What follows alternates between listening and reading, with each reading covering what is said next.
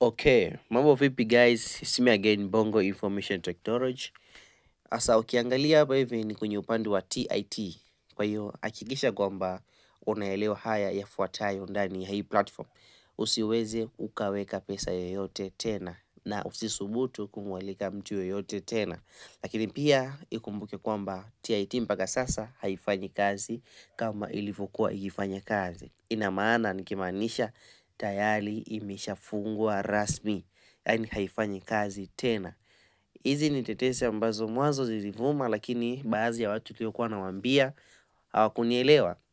Lakini kuja kuangalia sasa hivi TIT haifanyi kazi tena. Watu wengi wamepoteza pesa zao, kwa usiweke pesa. Why?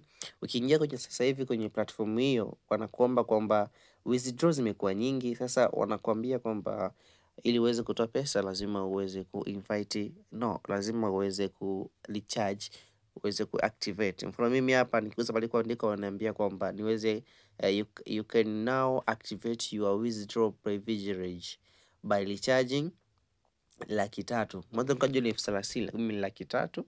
Yes, ndani ya masaa 24. Sasa kwa nini sielewi, lakini kwa mtu mwenye pupa ama mwenye kukurupuka anaweza akafanya hicho kitu. Kwa hiyo nikuombe wewe ambaye bado hujakifanya na unatamani ukifanye, basi hebu kisitishe, usifanye chochote. Jaribu kuwa mwangalifu. TIT sasa hivi haipo.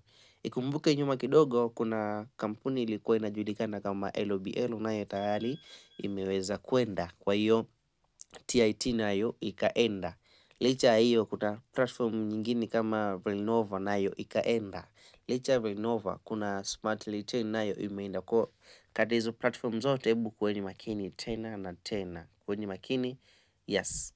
Kwa walioanza walifaidi na waliochelewa pia umefaidi, japo kuna hasara wengi umepata hasara, ni wengi umepoteza mamilioni ya pesa. Mfano, yes, ukiangalia mimi kwenye account yangu nilivyokatia tamaa. Of course tunatakatega tamaa vitu kama hivi hapa. Ukiangalia kwenye account yangu kopo hiyo, then ukiangalia hapa kwenye team, nilikuwa na team kama watu 196, lakini 196 hiyo watu wengi wameweka pesa nyingi sana. Ukiangalia kuna huyu of course kama ameweka 300,000, kuna 2,200,000, 900,000, kasoro milioni kama kasoro kama 60 hivi kufika 3,000,000. Ukiangalia hapa kwenye timu nyingine, huyu 1,000,000, huyu 4,405,000, milioni 7. Kwa ukija kuangalia watu wengi walikuwa pesa nyingi sana. Sasa iweje wewe tena uweze kuombwa tena laki ngapi? Hiyo 30,000 na masaa 24, no, 300,000 na masaa 24 za kuweza kuactivate withdraw yako. Kuwa makini, na hii hapa ni Bongo Information Technology imeweza kukusanua kwamba hautakiwi kudeposit pesa yoyote, kwa platform hii imefungwa rasmi, haifanyi kazi. This me again, Bongo Information Technology. Asante.